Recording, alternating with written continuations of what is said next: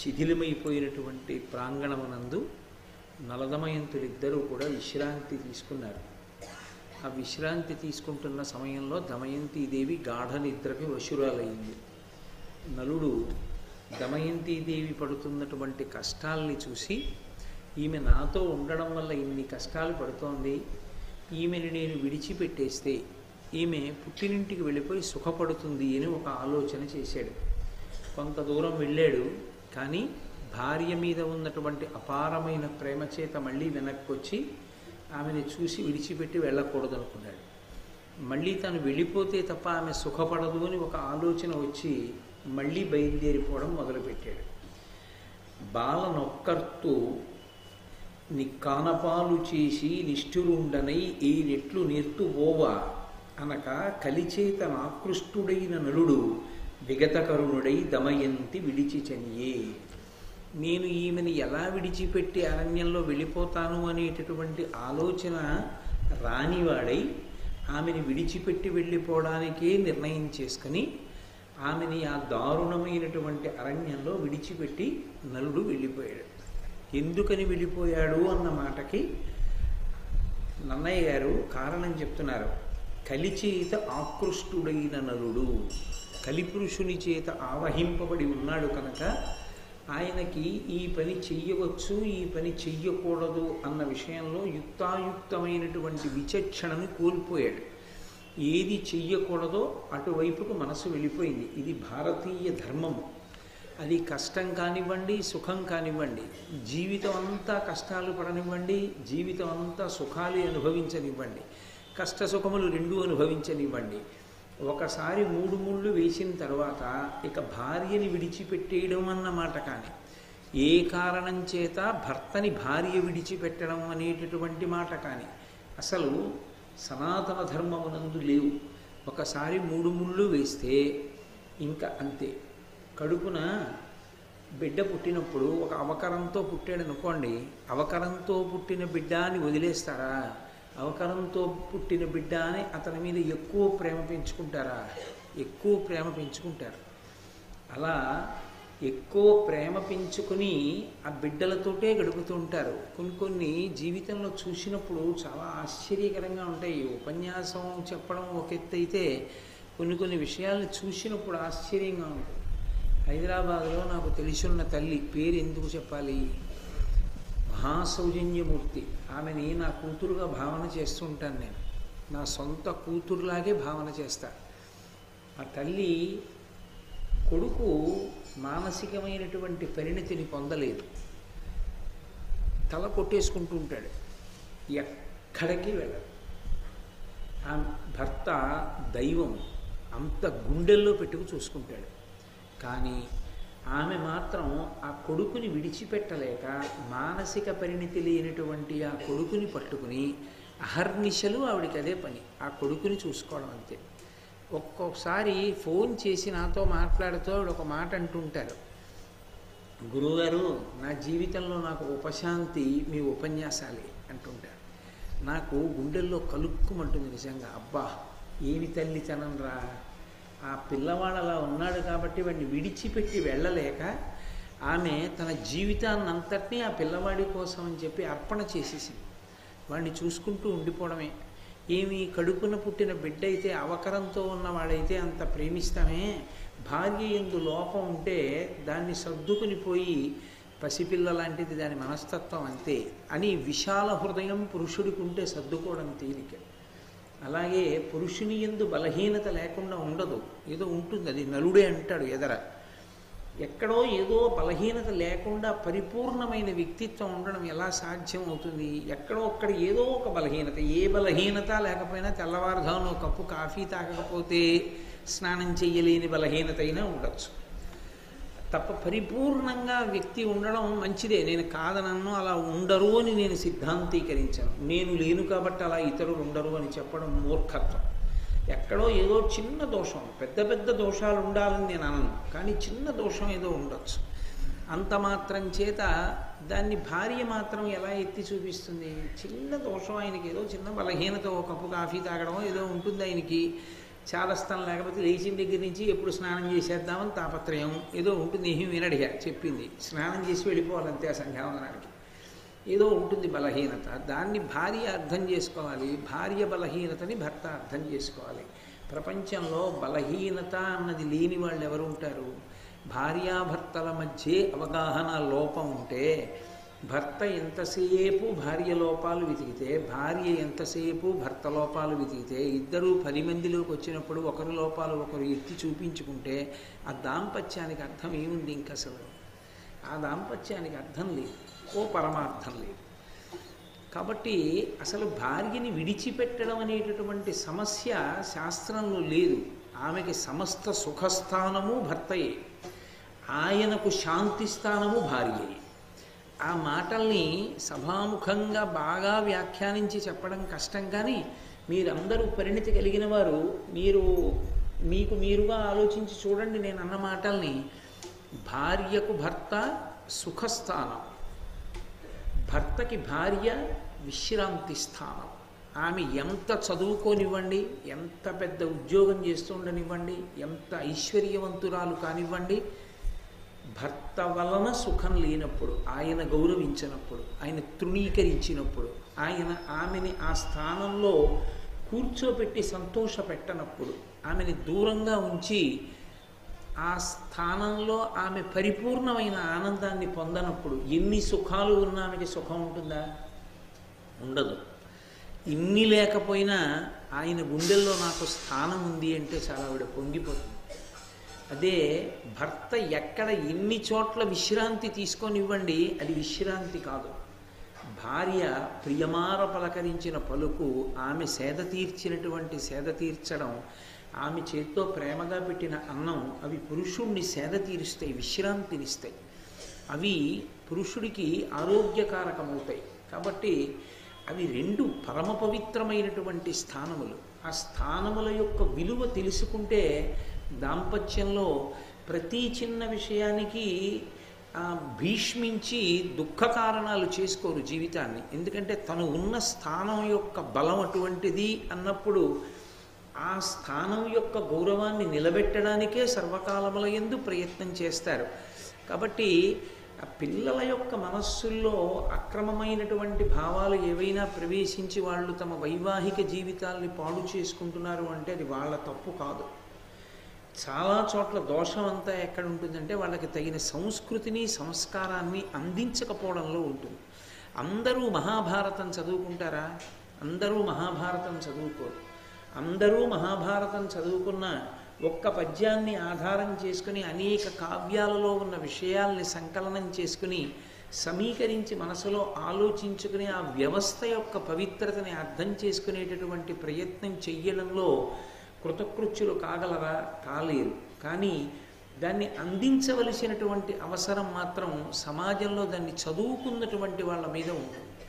అది అందించడంలో పొరపాటు జరిగితే, అది అందించడంలో ఇబ్బందులు వస్తే దాని వలన సమాజంలో సమస్యలు తలెత్తుతాయి. అటువంటి సమస్య తల ఎత్తకూడదు అంటే తప్పకుండా సంస్కృతి యందు ఉంచుకోగలగాలి. ఎందుకని అంటే మీరు ఒక్కటి బాగా జ్ఞాపకం పెట్టుకోవలసినటువంటి విషయం ఒకటి ఉంటుంది. వైవాహిక జీవితము కానీ వివాహము కానీ తన యొక్క వ్యక్తిగత సమస్య కాదు. అది వాడు ఒక్కడితో పోదు. వాడి భార్యని విడిచిపెడితే పిల్లల సంగతి ఏమిటి? అత్తమామల సంగతి ఏమిటి? తల్లిదండ్రుల సంగతి ఏమిటి? వాళ్ళు మనుష్యులు కారా? వాళ్ళ మనసులు కలుక్కుమంటుండవా కన్న పాపానికి? ఖచ్చితంగా అంటూ ఉంటాయి.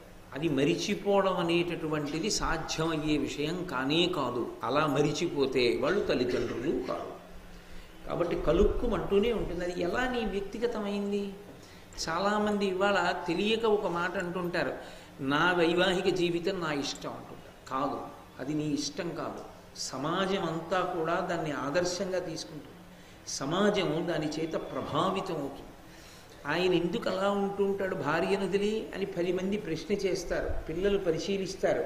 ఈ కారణాలు సంస్కృతి విచ్ఛిన్నానికి దారితీస్తాయి. కాబట్టి అసలు తగినంత పరిణతి లేకుండా, అసలు వైవాహిక వ్యవస్థ గురించి సక్రమమైన ఆలోచన లేకుండా వివాహం చేసుకోవడం కూడా ఒక రకంగా పొరపాటే. దాని గురించి సక్రమమైన అవగాహన ఏర్పడిన తర్వాత వివాహం చేసుకోవడం సమాజానికి వ్యక్తికి కూడా శ్రేయోదాయకం. అందుకే నన్నయ్య గారు ఎంత జాగ్రత్తగా పద్యరచన చేశారో చూడండి. నలుడి స్వభావం అది కాదు. ఇప్పుడు ఈ తర్వాత ఇప్పటి వరకు దమయంతీదేవి కష్టాలు పడినా మీరు నేను తీర్పు చెప్పడానికి బయలుదేరాం.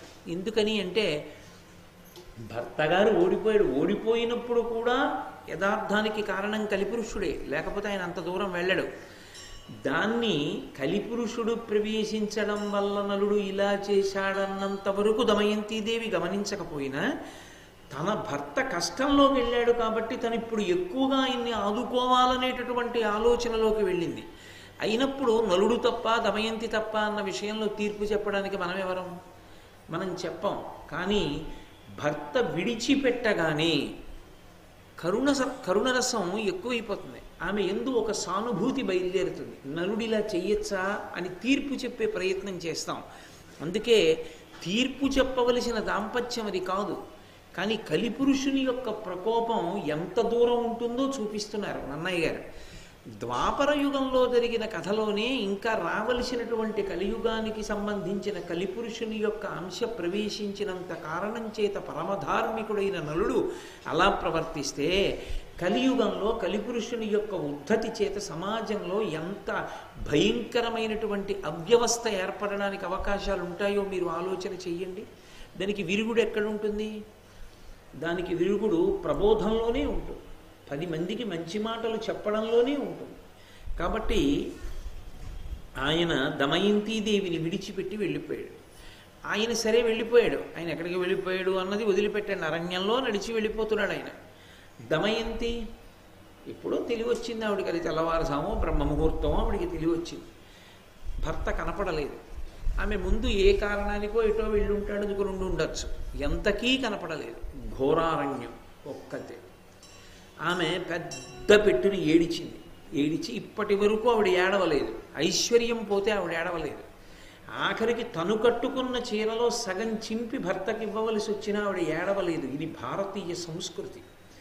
ఆమె ఎప్పుడు ఏడిచిందంటే భర్త కనపడకుండా పోతే ఏడిచి ఆవిడంది, నేను ఎందుకు ఏడుస్తున్నానో తెలుసా? నువ్వు వివాహ సమయంలో ఒక ప్రతిజ్ఞ చేసావు, నిన్ను వీడను అన్నావు. నిన్ను వీడను అని ప్రతిజ్ఞ చేసి వివాహం చేసుకున్నవాడివి నన్ను విడిచిపెట్టావు, ఎక్కడికో వెళ్ళిపోయావు. ఇప్పుడు నీకు అసత్య దోషం వచ్చింది. ఇప్పుడు ఆవిడ ఏడుస్తున్నది కూడా ఎందుకు ఏడుస్తోందంటే తనకి కష్టం వచ్చిందని ఏడవట్లేదు, తన భర్తకి అసత్య దోషం వచ్చిందని ఏడుస్తోంది. ఈ కష్టాన్ని తట్టుకునేటట్టుగా నేను నిన్ను సేద తీర్చలేకపోయానా? లేకపోతే నేను ఎందుకు బరువయ్యాను నీకు? ఈమె ఉంటే కష్టమన్న భావన ఎందుకు వచ్చింది? ఎందుకు వదిలి వెళ్ళిపోయావు అంటే ఇప్పుడు వివాహ సమయమునందు నువ్వు చేసిన ప్రతిజ్ఞ ఏమైపోయింది? పైగా నేను ఒంటరిదాన్ని, ఒక్కదాన్ని, విశేషించి 4 రోజులుగా అన్నం తినలేదు, చాలా బలహీనంగా ఉన్నాను. ఇక్కడ గబగబా పరిగెత్తి నడిచి నిన్ను వెతకడానికి ఎక్కడ చూసినా ముళ్ళే, కాళ్ళ నిండా ముళ్ళు దిగిపోతున్నాయి, క్రూర జంతువుల యొక్క అరుపులు వినపడుతున్నాయి, ఎటు నడుద్దామన్నా పాములు తిరుగుతున్నాయి, నాథుడు తోడుగా లేడు, దానికి తోడు ఆకలి దప్పిక. ఇంతకు పూర్వం ఎప్పుడైనా అంతఃపురాన్ని విడిచిపెట్టి బయటికి రావడం అన్నది తెలిసున్నదాన్నా? తెలియని దాన్ని. నాకు ఈ కష్టాలు ఇతపూర్వం కూడా ఉన్నాయి. గత 4 రోజులుగా నాకు అనిపించలేదు కష్టంలా, ఇప్పుడు అనిపిస్తున్నాయి కష్టంగా. ఎందుకని? నువ్వు పక్కన లేవు. నువ్వు పక్కన లేకపోతే నాకు కష్టం తోచింది, నేను పక్కన లేకపోతే నీకు సుఖం ఎందుకు తోచింది? ఎక్కడుంది దోషం? అంటే నేను పొందిన భావన నువ్వు ఎందుకు పొందలేదు? అంటే నేను నీకు బరువయ్యానా? ప్రవర్తించవలసిన రీతిలో ప్రవర్తించలేదా? అది ఆమె ఏడుపులోని అంతరార్థం. అంటే పాతివ్రత్యము అన్న మాటకి భారతీయ తత్వమునందు అంత వైభవాన్ని తీసుకొచ్చి కట్టబెట్టారు. మీకు పాతివ్రత్యము, పాతివ్రత్య వైభవము అన్నమాట భారతదేశం వినా ఇంకా ఏ దేశంలోనూ వినపడదు. అసలు ఆ మాట వాళ్ళకి లేదు. పాతివ్రత్యం అన్న మాట లేదు. పాతివ్రత్యమన్న మాట ఉంటే 3 రోజులకి ఒకడిని చేసుకుని 4వ రోజుని విడిచిపెట్టేసి భోగించినా అదేమీ తప్పులేని విషయంగా ఉండడం అనేటటువంటిది ఉండదు. తప్పుగా పరిగణింపబడుతుంది. అంత గొప్పగా అంటే దీన్ని బట్టి ఏమర్థం అవుతోంది? మీరు నన్ను విశాల హృదయంతో అర్థం చేసుకోగలిగితే నేను పరమశాస్త్రీయమైనటువంటి విషయం ఒకదాన్ని ప్రతిపాదన చేస్తాను. పూజ పురుషుడికి ఉందేమో కానీ స్త్రీకి లేదు. స్త్రీకి పూజ లేదు. స్త్రీకి పూజ ఏమిటి? భర్తని అనుగమించడం ఒక్కటే. నేను మీతో ఒక మాట మనవి చేశాను. భర్తని అనుగమించడం అంటే భర్త చెడ్డవాడైతే అప్పుడు కూడా అనుగమించాలా అంటే నేను మీతో ఒక మాట చెప్పా ధర్మం గురించి చెప్తూ. ధర్మం మన వైపు నుంచి ఉంటుంది కానీ ధర్మం అవతల వాళ్ళు ఎలా ఉన్నారన్న దాన్ని బట్టి ఉండదు. నేను నా కార్యాలయంలో ఉద్యోగిగా పనిచేసేటప్పుడు నా పై అధికారులు ఎలా పనిచేస్తున్నారని వాళ్ళ శీలాన్ని నేను బాగా తరచి చూసి దాన్ని బట్టి నేను పనిచేయకూడదు. ఉద్యోగిగా నా కర్తవ్యాన్ని నేను నిర్వహించాలి. మా నాన్నగారు నన్ను దెబ్బలాడచ్చు, అయినా పుత్రధర్మంగా నా కొడుగ్గా నేను ఆయన్ని గౌరవిస్తూనే ఉండాలి. ఆయన నా తప్పు ఎత్తి చూపించచ్చు. మా నాన్నగారిలో ఏదైనా తప్పు నాకు తెలిసున్నా నేను ఎత్తి చూపించకూడదు. అది పుత్రుడిగా నాకు అధికారం కాదు. ధర్మము అన్న మాటని జాగ్రత్తగా అర్థం చేసుకోవాలి. పాతివ్రత్యము అంటే పతిని అనుగమించుట. దాని చేత ఏమవుతుందంటే 1,000,000 జన్మలు తపస్సు చేసినటువంటి పురుషుడు ఏ శక్తిని పొందుతాడో పతివ్రత అయిన స్త్రీ అదే శక్తిని పొందేస్తుంది. పురుషుడు ఎంతో తపస్సు చేస్తే వాడి వాక్కు సత్యమవుతుంది. వాడు మాట అంటే ఆ మాట సత్యమైపోతుంది. కేవల పాతివ్రత్యము చేత ఆడదాని మాట కూడా అంతే మహాతపస్విని అవుతుంది. ఆవిడ నోట ఒక మాట అంటే అది జరిగిపోతుంది అంతే. కాబట్టి దమయంతీదేవి నలుండి తెప్పి పొడుస్తోంది అని అర్థం చేసుకోమన్నది భారతంలో నన్నయ్య గారి హృదయం కాదు. దమయంతీదేవి యొక్క పాతివ్రత్యాన్ని అర్థం చేసుకోమని ఆయన హృదయం. ఎందుచేత అంటే మీరు చూడండి, అమ్మ, నాన్న, బాబు, నా చిట్టి, నాకన్నా అని పిలిచి ముద్దు చేసి బుజ్జగించినప్పుడు మీ మాట వినడం గొప్ప కాదు. మీరు నిష్కారణ కోపంతో ఇలా వేలు చూపించి బుద్ధుందా లేదా నీకు అన్నారనుకోండి, అప్పుడు కూడా ఎంతో ప్రేమగా ఒక్క మాట అనకుండా సంతోషంగా వచ్చి మిమ్మల్ని అనుగమించారనుకోండి, అది ప్రేమకి పరాకాష్ట కాదు. బతిమాలినంతసేపు ముద్దు ముద్దుగా చూసినంతసేపు సంతోషంగా ఉండి కొంచెం కోపగించేటప్పటికి వైముఖ్యాన్ని ప్రదర్శించి 1 గంట సేపు మాట్లాడలేదనుకోండి, అప్పుడు అది పరిపూర్ణత ఎలా అవుతుంది?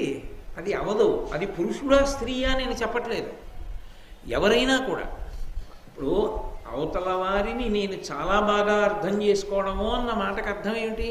వాళ్ళ బలహీనతని నేను కప్పుకురాగలగడం కాదు. వాళ్ళకు బలహీనత ఉంటే నేను దాన్ని కప్పగలగాలి. వాళ్ళు ఏదో తొందరపడి మాట్లాడారనుకోండి, నేను క్షమించగలగాలి.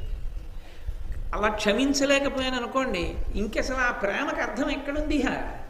అది ప్రేమే కాదు, అది అర్థం లేదు. ఇంకా అది దాంపత్యంలోకే వస్తే ఇంకంతకన్నా వ్యాపారాత్మకమైన దాంపత్యం ఇంకోటి లేదు. వాళ్ళిద్దరూ సంతోషంగా ఉండాలంటే ఎవరికి ఏ కోపం ఉన్నా నా బుజ్జి నాకన్నా అనే అనుకోవాలి. ఎవరి మీద కోపం కూడా పడకూడదు. ఎవరిని కారణం లేకుండా మాట్లాడకూడదు. కారణం ఉంటేనే మాట్లాడాలి. అంటే కారణం ఉంటే తగినంత కారణం చూపించగలనంటే కోపగించాలంటే అదో వ్యాపార సంస్థ కార్యాలయమో అయి ఉండాలి. ఎందుకండి కోపగించారంటే ఇదిగో ఈ కారణం ఉంది కాబట్టి నీకు మెమో ఇస్తున్నాను అన్నకి. ఈ కారణం ఉంటే కోపగించాలంటే ఇంకా సంసారం ఎందుకు అవుతుంది? కాబట్టి దమయంతీదేవి యొక్క జీవితంలో ఆమె యొక్క పాతివ్రత్య బలం ఎటువంటిదో ఆవిష్కరిస్తున్నారు.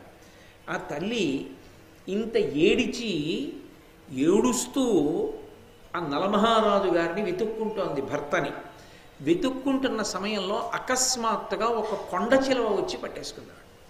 పట్టుకుని ఆవిడ్ని మింగేస్తుంటే ఆవిడంది, ఇంకనైనా నన్ను ఏల ఆలింపవు, నాకు శరణమగుము నాథా అనుచు అరచచున్న దాని ఆక్రందన ధ్వని వినుచు ఒక్క ఎరుకు వేగవచ్చి. ఆమె అప్పుడు ఏమందంటే, ఇప్పటిదాకా నేను నిన్ను వెతుకుతున్నాను, ఇప్పుడు ఇక నేను వెతకలేను. ఇప్పటిదాకా నాకు ఎంతో అంతో ఓపిక ఉంది కాబట్టి నన్ను నేను రక్షించుకున్నాను. ఇప్పుడు కొండ చిలవతో యుద్ధం చేసి రక్షించుకోగలిగిన శక్తి నాకు లేదు కాబట్టి నేను శరణాగతి చేస్తున్నాను. ఎవరిని? భర్తని. కాబట్టి శరణాగతి అన్న మాటకు అర్థం ఏంటి? ఒకవేళ నేను ఏదైనా దుడుకు పని చేసి ఉన్న కారణం చేత మీరు నా నుంచి దూరమైనా మీరే నాకు రక్షకులని భావన చేస్తున్నాను కనుక నా రక్షణ యందు నేను ఏ ఉపాయమును అనుష్ఠించలేను కనుక మీరు ఇప్పుడు వచ్చి రక్షించండి కనీసం. అయ్య బాబోయ్, అసలు ఇంకా అంత తీవ్రంగా అటువంటప్పుడు కొండ చిలవ పట్టుకున్నప్పుడు కూడా మాట్లాడాలంటే ఆవిడిది గుండె కాదు, అదొక అమృత భాండం అంతే అని. అంటే ఎక్కడున్నాడు నలుడు? ఎక్కడికో వెళ్ళిపోయాడు ఆయన. ఈవిడ అరుపులు ఎవరికి వినపడ్డాయంటే ఒక ఎరుకవానికి వినపడ్డాయి. అతను గబగబా వచ్చి తన చేతిలో ఉన్న చురకత్తి చేత ఆ కొండ చిలవని ముక్క ముక్కలుగా తరిగించాడు. కొండ చిలవ పడిపోయింది. ఆవిడ కొండ చిలవ నుండి విముక్తురాలైంది. అతను వెళ్ళాడు, ఆ ఒంటి నిండా నెత్తురు అంటుకుంది, ఏట్లో స్నానం చేశాడు. అరణ్యంలో దొరికేటటువంటి మంచి ఫలాలు, దుంపలు, తేనె మొదలైనవి ఆకులు తెచ్చి అక్కడ పెట్టాడు. ఆమె ఆ పళ్ళు అవి తింది. ఆమె తిన్న తరువాత అతను ఆమెని పరీక్షగా చూశాడు.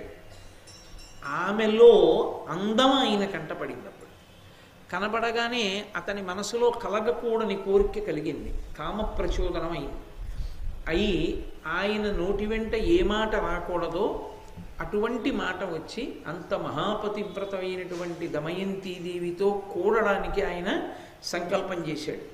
అంతకన్నా ఇంకా సభాముఖంగా చెప్పవలసిన అవసరాలు ఉండవు, అర్థం చేసుకోవచ్చు. అగ్నిశిఖయుబోలే అంటను డాయను చూడరాని ఎట్టి శుభచరిత్ర ఎరుకలేని కరకుటెరుక అపేక్షించగా తనకు ఆయు అల్పమైన. ఎటువంటి తల్లిని అపేక్షించాడు? అగ్నిశిఖయు పోలే అంటను డాయను చూడరాని ఎట్టి శుభచరిత్ర. ఆమె అగ్నిశిఖని నోట్లో పెట్టుకుంటావా? అగ్నిశిఖని కౌగిలించుకుంటావా? మూట కట్టుకుంటావా? అగ్నిశిఖ ముట్టుకోవడానికి లేకపోతే దాన్ని దాచుకోవడానికి పనికొచ్చేది కాదు. అది కాల్చేస్తుంది. ఎంత గొప్ప ఉపమానం వేశారో చూడండి. అది అగ్నిశిఖ అని తెలియక ఎరుకలేని కరకుటెరుక అపేక్షించగా, ఆ విషయం తెలియనటువంటి ఒక ఎరుక ఆమెని అపేక్షించాడు. తనకు ఆయు అల్పమైన తన ఆయుర్దాయం క్షీణించిపోయింది కాబట్టి అటువంటి ఆలోచన వచ్చింది అన్నాడు. ఇందులో ఒక గొప్ప ఆర్షోక్తి దాచబడింది. పురుషుడికి అర్ధంతరంగా ఆయుర్దాయం పూర్తయిపోతుంది అని గుర్తు ఏమిటంటే పరస్త్రీ సంగమునందు అనురక్తి కలగడం. పరస్త్రీ సంగతోషేణ బహవో మరణంగతాః. పురుషుడి ఆయుర్దాయం అకస్మాత్తుగా క్షీణించి అర్ధాంతర మరణాన్ని ఎందుకు పొందుతాడు అంటే, అకాల మృత్యువుని ఎందుచేత పొందుతాడు అంటే పరాయి స్త్రీని కోరినటువంటి కారణం చేత. పరమ దారుణాతి దారుణమైనటువంటి విషయం ఏదైనా ఉంటే అదొక్కటే. కాబట్టి అసలు దాని జోలికి వెళ్ళడానికి వీల్లేదు. అటువంటి లక్షణం మహాపతివ్రత యందు ఎరుకకు పుట్టింది. వాడు ఎరుకలేని వాడు కావచ్చు, కానీ అందుకే అగ్నిశిఖ అని వేశారు. పసిపిల్లాడండి పాపం, వాడికి తెలియదండి అది అగ్నిశిఖ, దాన్ని ముట్టుకుంటే కాల్చేయడమేనా తప్పు కదా అంటే అగ్ని ధర్మం, అది కాల్చేస్తుంది అంతే. అగ్నికి నా పర భేదాలు ఉండవు, అది దాని ధర్మం. అగ్నికి కాల్చడం ఎలా ధర్మమో మహాపతివ్రత అయిన స్త్రీ వంక చూడకూడని చూపు చూస్తే కాల్చేయడం ఆమె యొక్క పాతివ్రత్య ధర్మం. భర్త పట్ల ఎంతటి వెన్నముద్దో పరపురుషుడు చూడకూడని చూపు చూస్తే తన కన్ను ఎరిపెక్కి కాల్చేయడం ఆమెకి అంత స్వాభావికమైనటువంటి ధర్మం. అందుకే ఆమె కన్ను నల్లగానే ఉండాలి అంటే నువ్వు ఆమె యందు కామాక్షిని దర్శనం చేయడం పురుషుడికి అభ్యున్నతి హేతువు. పరదేవతా దర్శనం చేయడం ఆయన మరింత వృద్ధిలోకి వస్తాడు, అది ఆయుక్కారకం అవుతుంది. కాబట్టి ఇప్పుడు ఆ తల్లి ఆ ఎరుక యొక్క హృదయాన్ని గమనించినదై నీవు మరణించదవుగాక అంతే. ఉత్తర క్షణంలో అతను మరణించాడు. అంటే ఇప్పుడు మీరు ఒక విషయాన్ని గమనించాలి. ఈ మాట కొండ చిలవని అనలేదు ఆవిడ, ఒక ఎరుకనే అంది కదా. అంటే ఎరుక చచ్చిపోయాడు కదా, ఈ కొండ చిలవని అనకూడదు ఏంటి? ఓ కొండ చిలవా నువ్వు మరణించదవుగాక అంటే కొండ చిలవ చచ్చిపోదా? కొండ చిలవని చంపడానికి పనికిరాని పాతివ్రత్యం ఎరుకని చంపడానికి పనికొచ్చిందా? అంటే ఒకవేళ శరీరం చచ్చిపోవలసి వస్తే, ప్రాణం పోవలసి వస్తే ఆవిడ పాతివ్రత్యాన్ని అడ్డు పెట్టదు, వదిలేస్తుంది. ప్రాణంతో ఉండి శీలాన్ని కోల్పోవలసి వస్తే పాతివ్రత్యాన్ని అడ్డు పెట్టదు. అంటే దేనికన్నా ఏది గొప్పది ఆవిడికి? ప్రాణం కన్నా శీలం గొప్పది. ఇది భారతీయ స్త్రీ యొక్క తత్వం. ఇది వెంటనే పక్క పద్యాల్లో నిరూపణం చేస్తున్నారు నన్నయ్య గారు. అది తెలిసున్న నాడు అసలు స్త్రీని ఎంత గౌరవించిన దేశమో, స్త్రీకి ఎంత పట్టం కట్టిన దేశమో, మహాకవులు ఎంత గొప్ప రచనలు చేశారో అర్థమవుతుంది. అంతేకాని అర్థం పర్థం లేని విషయాలన్నీ తీసుకొచ్చి వేదికలెక్కి వాళ్ళకే సరిగ్గా తెలియని విషయాల గురించి మాట్లాడడం, అక్కర్లేని విషయాలు స్త్రీలలో రెచ్చగొట్టడం అర్ధపాండిత్యం ఉన్నవాళ్ళు చేసే లక్షణం. కాబట్టి ఆమె బయలుదేరి నడిచి వెడుతోంది నలమహారాజు గారిని వెతుక్కుంటూ. వెడుతూ ఉండగా నన్నయ్య గారు ఒక మాట అన్నారు. అబ్బోయి, అసలు నిజంగా అది చదవవలసిందే తప్ప, అనుభవించవలసిందే తప్ప, ప్రవచనం ఏదో కొన్ని పద్యాలు చెప్పగలను కానీ అన్ని పద్యాలు నేను ఎక్కడ చెప్తూ కూర్చోగలను. వారిభక్షులు, పర్ణభక్షులు, వాయుభక్షులు, శాఖ నివారభక్షులు, వృక్షమూల నివాసయుక్తులునై తపం బారచేయు మహామునీంద్రుల ఆశ్రమం బెడగాంచే అంభోరుహాక్షి పురాసమార్జిత పుణ్యకర్మ ఫలంబునన్. ఆమెకి ఒక మునిపల్లె కనపడింది. ఆ మునిపల్లె ఆమెకే కనపడుతుంది తప్ప ఎవరికీ కనపడదు. అది నన్నయ్య గారి హృదయం. అదేమిటి? అక్కడ మునిపల్లె ఉంటే అందరికీ కనపడుతుంది. ఒక్క దమయంతికే ఎందుకు కనపడుతుంది అంటే, వాళ్ళు దమయంతికే కనపడాలని వచ్చిన వాళ్ళు తప్ప అన్యులకు కనపడాలని వచ్చిన వాళ్ళు కాదు. వాళ్ళు ఎవరికి కనపడాలనుకుంటారో వాళ్ళకే కనపడగలరు. అంతటి మహాతేజస్సులైన మునులు వాళ్ళు. అంతటి మహాతేజస్సులని ఎలా చెప్పగలవు? వాళ్ళ నియమపాలనాన్ని బట్టి. వాళ్ళు వారిభక్షులు, పర్ణభక్షులు, కొంతమంది కేవలం నీళ్లు మాత్రమే తాగి ఎప్పుడూ తపస్సు చేస్తూ ఉంటారు. కొంతమంది పర్ణభక్షులు, వాళ్ళు ఆకులు మాత్రమే తింటారు. కొంతమంది గాలి మాత్రమే తింటారు. కొంతమంది ఆకులు మాత్రమే తింటారు. కొంతమంది ఎప్పుడు చెట్టు యొక్క మూలాన్ని ఆశ్రయించి ఉండి తపస్సు చేస్తుంటారు. అసలు వాళ్ళు ఏమీ తినరు. అలా నిలబడగలరా? వాళ్ళకి అది సాధ్యమైంది. కొంతమందికి కొన్ని సాధ్యం అవుతాయి. మీరు చూడండి, మీకు సాధ్యం కాలేదని ఇంకోటికి సాధ్యం కాలేదనుకోండి. ఒక్కొక్కడు పడుకుని పొట్టమించి 500 మోటార్ సైకిళ్ళు ఎక్కించుకుంటాడు. వాడికి అది సాధ్యమైంది. పేపర్లో వేస్తేను, టీవీలో చూపిస్తేను, నువ్వు చూస్తేను నమ్ముతావు. వాడు ఎక్కించుకున్నాడండి అని వాడికి సన్మానం చేస్తావు. ఒక మునిపల్లె అలా తపస్సు చేయగలిగిన వాళ్ళు ఉన్నారు అంటే, నువ్వు చూడలేదు కాబట్టి ఉండరు అంటే, అంతకన్నా అన్యాయమైన విషయం లోకంలో ఇంకోటి లేదు. అదే నిజమైతే ఈ భూమి తిరుగుతోంది అన్నది కూడా నీకు తెలియదు. భూమి తిరగడం నువ్వు చూసావా ఎప్పుడైనా? మరి నువ్వు చూడకపోయినా భూమి తిరుగుతోందిగా. మరి భూమి తిరుగుతున్నది నీకు కనపడకపోయినా నువ్వు అంగీకరించినప్పుడు, మహాతేజస్సులైనటువంటి వారు తాము కనపడాలనుకున్న వాళ్ళకి కనపడతారని నన్నయ్య గారు చెప్తే నువ్వు నమ్మాలి. నేను నమ్మానంటే నీ మూర్ఖత్వం. దానికి పరిష్కారం లేదు ఇంకా. కాబట్టి వాళ్ళు శాఖ నివారభక్షులు, వృక్షమూల నివాసయుక్తులునై తపం బారచేయు మహామునీంద్రుల ఆశ్రమం బెడగాంచే అంభోరుహాక్షి. తామర రీకుల వంటి కందులు కలిగినటువంటి దమయంతీదేవికి ఆ మునిపల్లె కనపడింది. ఆమె వెంటనే ఆ మునులను చూడగానే తపశ్శక్తి కలిగినటువంటి వాళ్ళు కనుక భవిష్యద్వార్తలు చెప్తారు, ఏం జరుగుతుంది అన్నది చెప్తారు. కాబట్టి ఆమెకేం కావాలి? ఇప్పుడు ఆమె ఆరాటం ఏమిటి? నలుడు ఎక్కడున్నాడు, అదొక్కటే ఆవిడ ఆరాటం. ఆమె పరుగున వెళ్ళి ఆవిడ అడిగిన మాట ఏమిటో తెలుసా? నలమహారాజు గారు ఇలా వెడుతూ మీకేమైనా వచ్చే పాదాలకు నమస్కరించి వెళ్ళారా అని అడిగింది. మా ఆయన్ని చూశారా అని ఆవిడ అనలేదు. తపస్సు చేసుకుంటున్న వాళ్ళకి అదే పని. ఎవడు వెళ్ళిపోతున్నాడో ఎవడు వస్తున్నాడో చూడడం. వాళ్ళు చూడరు. వాళ్ళు ఎందుకు చూడాలి? తన భర్త వాళ్ళు మునులు అని వెళ్ళి నమస్కారం చేస్తే వాళ్ళు కళ్ళు విప్పి చూడాలి. తన భర్త అలా వెళ్ళడు, ఎటో వెళ్ళిపో ఉంటాడు అని ఆవిడ అనలేదు. మునులు కనపడితే నా భర్త నమస్కరిస్తాడు వెళ్ళి అంటే, ఆమె ప్రశ్న అడగడంలో కూడా తన భర్త పట్ల ఎంత సమున్నత భావన కలిగిన తల్లో చూడండి. ఒక ఆడదాని మాట బట్టి ఆమె సంస్కారం తెలిసిపోతుంది, ఒక పురుషుడి మాట బట్టి వాడి సంస్కారం తెలిసిపోతుంది. ఆమె మునులతో మాట్లాడుతూ నలుడెక్కడా అని అడగలేదు. నలుడు ఇలా వెడుతూ వచ్చి మీకు నమస్కరించి వెళ్ళాడా, ఎటుగా వెళ్ళాడు మీరు చూస్తే చెప్పండి అని అడిగింది. వాళ్ళు నవ్వి అన్నారు, నలుడిటు రాలేదు అని. ఒక్కసారి కళ్ళు మూసుకుని తెరిచి వాళ్ళు అన్నారు, అమ్మా త్వరలోనే నువ్వు నలమహారాజు గారి యొక్క సమాగమాన్ని పొందుతావు. మళ్ళీ పూర్వం ఏ రాజ్యాన్ని పరిపాలించారో ఆ రాజ్యాన్ని మీరు సంతోషంగా ఇద్దరూ కలిసి అనుభవిస్తారు. సమస్త సుఖములను సమస్త సంపదలను అనుభవిస్తావు. తల్లి నువ్వు బెంగ పెట్టుకోకు అని వాళ్ళు ఆ తల్లితో అనగానే, అది మునివాక్కు, సామాన్యుడి వాక్కు కాదు. కాబట్టి ఆమెకి ఊరట లభించింది. ఎందుకు లభించాలి, ఎందుకు రావాలి ఇప్పుడు మునులలా? ఆమెకే కనపడేటట్టు ఎందుకు రావాలి ఆ మునిపల్లె అంటే, నలుడు కనపడని నాడు ఆమెకి జీవితం మీద అనురక్తి లేదు. ఆమె తింటుంది తాగుతుంది అన్న ఆశ లేదు.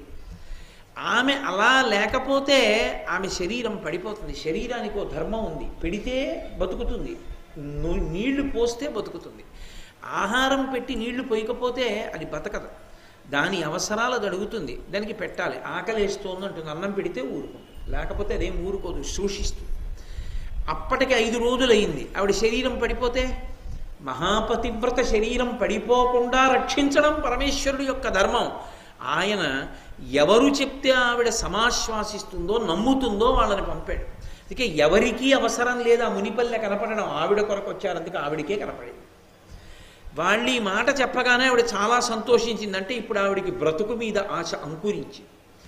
నలుడు కనపడతాడు, నలుడితో కలిసి తాను సామ్రాజ్య సుఖాలు అనుభవిస్తుంది, కాబట్టి పిల్లలతో కలిసి సంతోషంగా ఉంటారు. ఇప్పుడు ఆమె శరీరాన్ని ఉపేక్షిస్తుందా? నిలబెట్టుకుంటుంది, అన్నం తింటుంది, నీళ్లు తాగుతుంది, బతుకుతుంది, ఉంటుంది. దేనికోసం? నలుడి కోసం. ఆమెకి జీవితం మీద ఆ ఆశ కల్పించాలి. ఎవరు ఎంతకాలం బతిమాలి పెడతారు? ఇది మనుష్యుని జీవితానికి ఉండేటటువంటి లక్షణం. ఏదో ఒక ఆశ ఉందనుకోండి, మనిషి తింటాడు, తాగుతాడు, బతుకుతాడు. ఏ ఆశ లేదనుకోండి, అన్ని తలుపులు మూసుకుపోయాయి అనుకోండి, చచ్చిపోతామంటే బెంగెందుకు? ఇక శరీరం మీద మాత్రం ఎందుకు ఉంటుంది వ్యామోహం? ఉండదు. ఏమో అప్పుడు కూడా మూర్ఖత్వంతో శరీరం మీద వ్యామోహం ఉంటుందేమో, మరి చెప్పడం కష్టం అనుకోండి. కాబట్టి ఆమెకి ఈ మాట చెప్పి దమయంతీదేవికి నలమహారాజు గారితో తిరిగి కలుస్తాననేటటువంటి విశ్వాసము కలగగానే ఆ మునిపల్లె అదృశ్యమైపోయింది. లేదక్కడ మునిపల్లె. ఆమె వెళ్ళిపోయిన తర్వాత అదృశ్యం అవ్వచ్చుగా, ఆవిడ ఎదురుగుండానే అదృశ్యం అవడం ఎందుకు అంటే, వాళ్ళు ఎప్పటి నుంచో ఇక్కడ తపస్సు చేసుకుంటున్నారు, ఏదో ఆడది అడిగింది, ఓ మంచి మాట చెప్పారు, కానీ ఏమో నిజమో అబద్ధమో అన్న అనుమానం ఆవిడికి రాకుండా ఉండాలంటే అది అదృశ్యం అయిపోయింది అనుకోండి. నాకే కనపడి అదృశ్యం అయిపోయిందంటే అంతటి మహిమాన్వితులు వాళ్ళు ఎందుకు అబద్ధం చెప్తారన్న ధృతి ఆవిడికి కలుగుతుంది. అందుకు ఆవిడికే కనపడింది, ఆవిడికి కనపడి చెప్పగానే అదృశ్యమైంది. అది నన్నయ్య గారి హృదయం. అంటే నలుణ్ణి రక్షించడానికి ఈ మునులు రాలేదు, ఈ మునిపల్లె రాలేదు. దమయంతిని రక్షించడానికి మాత్రం మునిపల్లె వచ్చింది. అంటే భగవత్ కటాక్షం ముందు పాతివ్రత్యం ఉన్నటువంటి స్త్రీని రక్షించడం మీద ఉన్నదా, ఇంకొక దాని మీద ఉన్నదా అంటే, పాతివ్రత్యంతో ఉన్న స్త్రీ పడిపోవడాన్ని పరమేశ్వరుడు అంగీకరించడు. అది చాలా చాలా విశిష్టమైనటువంటి విశేషం. అందుకే భగవంతుడు ఆ మునిపల్లె ఆమెకి మాత్రమే కనపడేటట్టుగా సంకల్పం చేసి, ఆ మునులు చెప్పినటువంటి మాటల వలన ఆమె దృఢ విశ్వాసమును పొందేటట్టుగా మళ్ళీ మునిపల్లె అంతర్ధానమైంది. ఆమె ముందుకు నడిచి వెడుతోంది. ఆమెకి ఒక సార్ధము కనపడింది. సార్ధము అంటే వణిజుల గుంపు. ఈ వర్తకులు, వ్యాపారం చేసేవాళ్ళు ఒక గ్రామం నుంచి ఒక గ్రామానికి వెడుతుంటారు. పూర్వం అరణ్య మార్గంలో వెడుతూ ఉండేవారు. ఒకరు వెడితే దోచుకుంటారని చాలామంది కలిసి నడిచి వెడుతూ ఉండేవారు. ఆమె వాళ్ళని చూసి ఎవరో మనుష్యులు కనపడ్డారు. ఇప్పుడు ఆవిడికి బ్రతుకు మీద ఆశ కలిగింది. నలుడు కనపడతాడు కాబట్టి దగ్గరలో ఏదైనా ఊరుందేమో, ఆ ఊరు వెళ్ళి ఎక్కడైనా తలదాచుకుందామని, ఇప్పటి వరకు ఏ ఊరు వెళదామని నలుడు అడిగితే అక్కర్లేదండి, ఇప్పుడు తను ఊరు వెళ్ళాలనుకుంటాడు. ఎందుకని? తన తల దాచుకోవడానికి, తను బ్రతికి ఉండడానికి. ఎందుకు? నలుడు వస్తాడని మునులు చెప్పారు కాబట్టి. ఇది మునివాక్యానికి అర్థం. కాబట్టి ఇప్పుడు ఆవిడ ఆ వణిజుల దగ్గరికి వెళ్ళింది, ఆ వర్తకుల దగ్గరికి వెళితే అందులో కొంతమంది పారిపోయారు ఆవిడ్ని చూసి.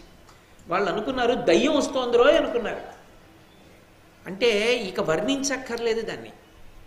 దమయంతి ఎలా ఉండి ఉంటుందో మీరు ఊహించవచ్చు.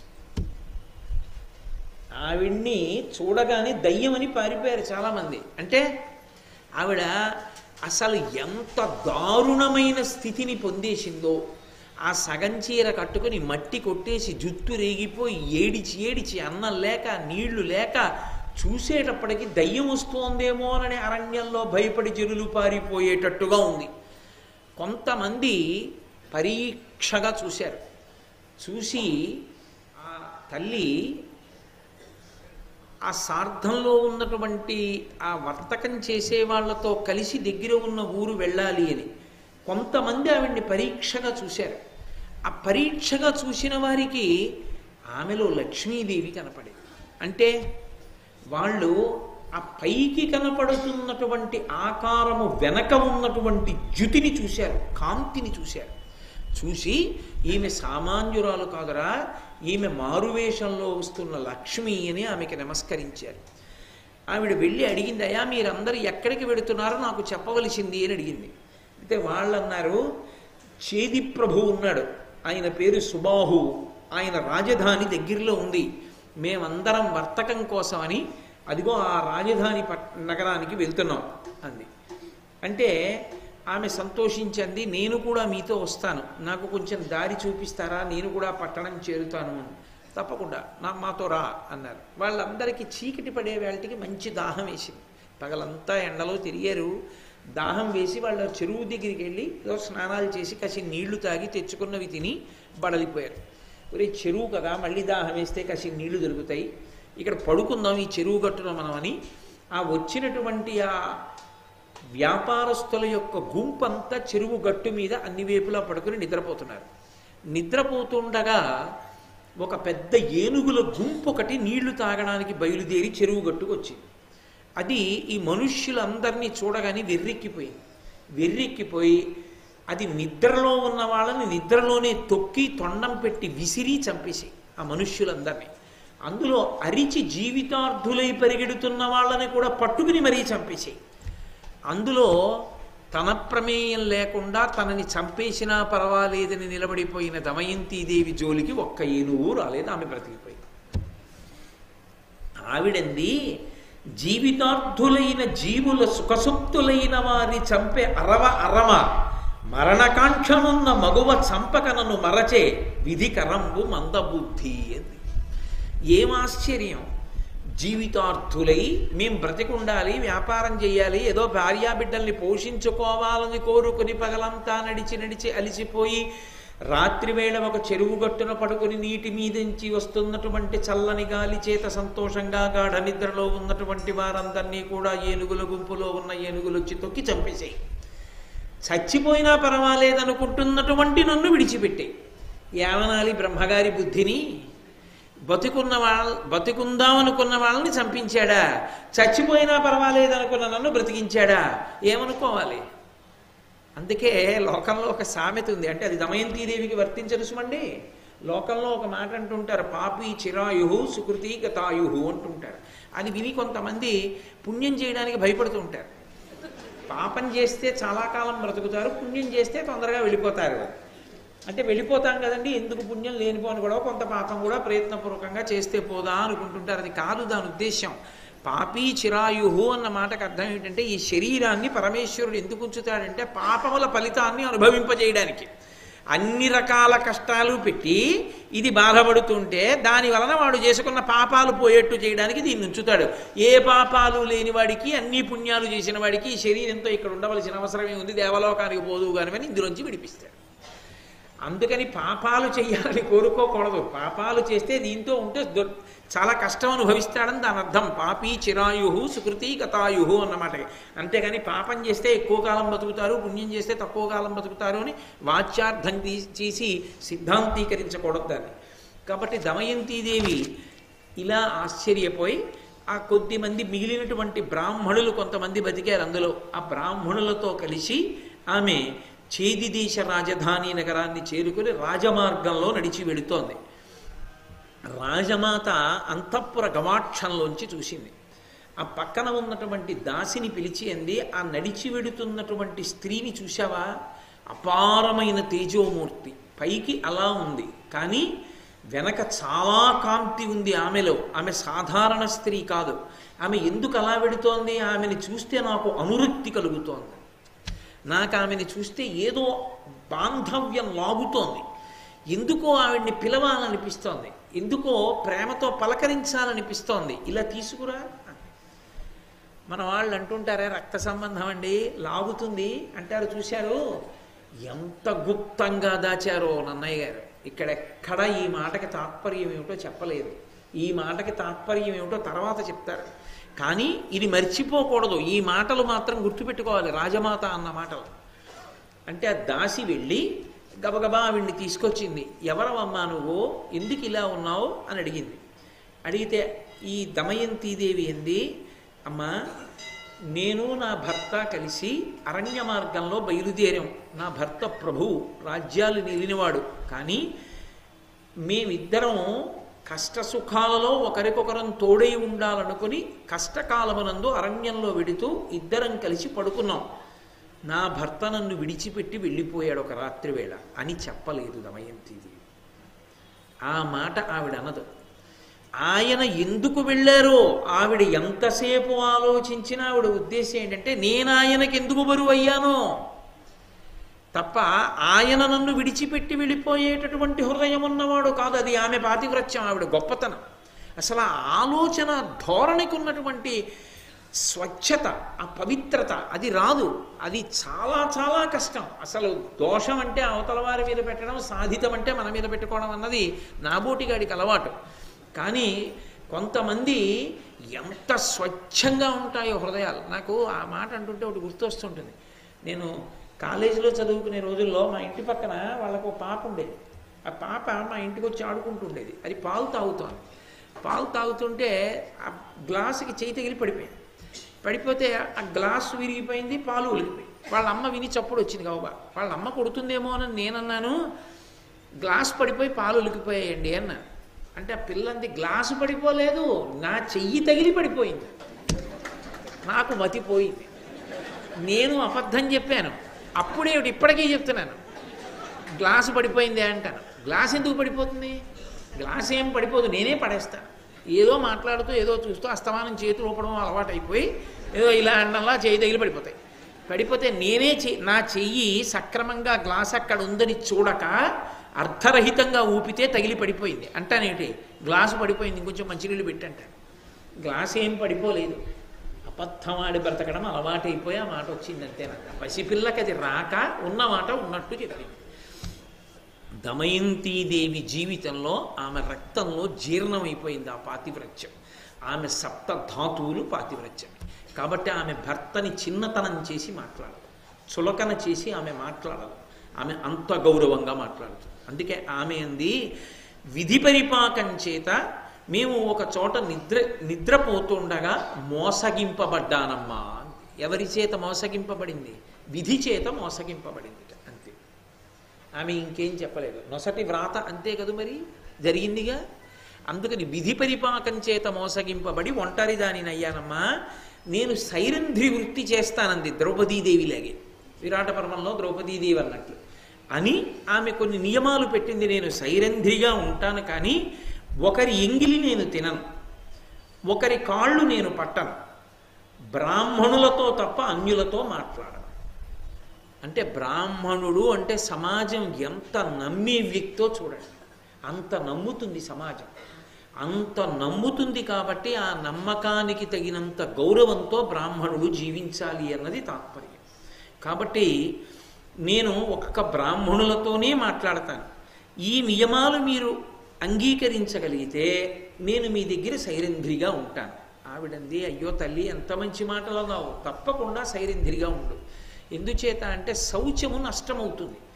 ప్రాయశ్చిత్తం చేసుకోవలసినటువంటి వాటిల్లో ఒకటేమిటంటే, నిన్న వండిన పదార్థాన్ని ఇవాళ తింటే ప్రాయశ్చిత్తం చేసుకోమని శాస్త్రంలో. అలా తినకూడదు అని. అలా తినడానికి యోగ్యమైన పదార్థం ఏది అంటే ఒక్క బెల్లమే. బెల్లం ఒక్కదానికే నిలవదోషం లేదు. అందుకే పరమేశ్వర నివేదనకి వండేటటువంటి ఏ పదార్థంలోనూ పంచదార కలపరు, బెల్లంతో వండుతారు.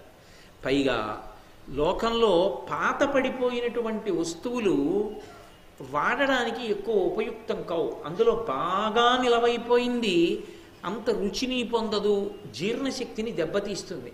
కానీ ప్రపంచంలో బాగా నిలవ ఉంటే పథ్యానికి పనికొస్తాయి కొన్ని. అది కూడా ఎటువంటి వాళ్ళ పథ్యానికి? లోపల ఉన్నటువంటి వ్యవస్థ అంతా పచ్చితనాన్ని పొందుతుంది. పచ్చితనాన్ని అంటే అందులో ఏదో పెనుమార్పు సంభవించింది. ఒక గర్భిణీ స్త్రీకి పురుడు వచ్చింది అనుకోండి, ఆమె కడుపు పచ్చి బాలింతరాలు అంటారు. పచ్చి బాలింతరాలు అంటే ఆమె కడుపులో ఉన్న వ్యవస్థ అంతా కూడా ఇప్పుడు మళ్ళీ ఒక కొత్తతనాన్ని పొందింది. పిల్లలు బయటకు వచ్చేసారు కాబట్టి ఇప్పుడు ఆమె కడుపులోకి వెళ్ళే పదార్థం పొరపాటున కూడా ఆమెకు అపకారం చేసేది కాకూడదు. అందుకే పూర్వం ప్రత్యేకించి పేదరాలికి పురుడొచ్చింది అంటే అందరూ గబగబా పథ్యం చేసే పదార్థాలు పంపించేవారు. పథ్యం వండి పెట్టడం మహాపుణ్యంతో కూడుకున్నటువంటి విశేషం. ఎందుచేతనో తెలుసా? 3 ప్రాణులు నిలబడతాయి. అది సామాన్యమైన పుణ్యం కాదు, ఎన్ని జన్మలకి సరిపోయే పుణ్యమో అది. 3 ప్రాణులు నిలబడతాయి. అంటే నేను 3 ప్రాణులు అని వచ్చేసింది, నాకు కవల పిల్లల్ని దృష్టిలో పెట్టుకుని అనేసాను అనుకోండి. 2 ప్రాణులు అనుకోండి. ఎందుచేత అంటే తల్లి, మరి ఆ పథ్యం తిని కదా తల్లి బతుకుతుంది. ఆమెకు అనారోగ్యం రాకూడదు. ఆమెకు అనారోగ్యం వస్తే పాలాగిపోతాయి, పాలాగిపోతే పిల్లలేరి ఎలా బతుకుతారు వాళ్ళు? ఆ తల్లికి అనారోగ్యం రాకూడదు. ఆ తల్లి ఆరోగ్యంగా ఉండాలి, ఆమె యందు పాలు సృజింపబడాలి. ఆ పాలు తాగి పిల్లలు బతుకుతారు. ఆమె ఆరోగ్యవంతమైన పదార్థం తింటేనే పిల్లలు ఆరోగ్యంగా ఉంటారు, లేకపోతే వాళ్ళకే పరిషత్ తగ్గు వస్తుంది. అందుకే 2 లేక 3 ప్రాణులు బ్రతకడానికి ఏర్పాటు ఏది అంటే పురటాలికి పథ్యం పెట్టడమే. అందుకే పెద్దరికానికి పరాకాష్ఠ ఏమిటంటే పూర్వం చెప్పుకునేవారు ఘనంగా, నేను ఇంతమందికి పథ్యం వండి పెట్టానండి, అంతమందికి పథ్యం పెట్టిందా అనేవారు. అంటే వాళ్ళ చెయ్యి ఎంత మంచిదో మీరు ఆలోచించాలి. ఆ చేతి అన్నం పురటాలకి పాలు పట్టేట్టు చేసింది. అంటే ఆ హృదయాలు ఎంత మంచివో, వాళ్ళు ఎంత గౌరవానికి అర్హులో, వాళ్ళు ఎంతటి పూజనీయులో అర్థమవుతుంది. అంత మంచి హృదయం ఉన్నవాళ్ళు అని. అందుకే కొన్ని పదార్థములు నిలవున్న కొద్దీ పథ్యానికి పనికొస్తాయి. ఎవరికి పథ్యానికి? పురటాలి పథ్యానికి కూడా పనికొస్తాయి. అందులో ఒకటి బెల్లం. అందుకే కదా పాత బెల్లం పంపిస్తుంటారు.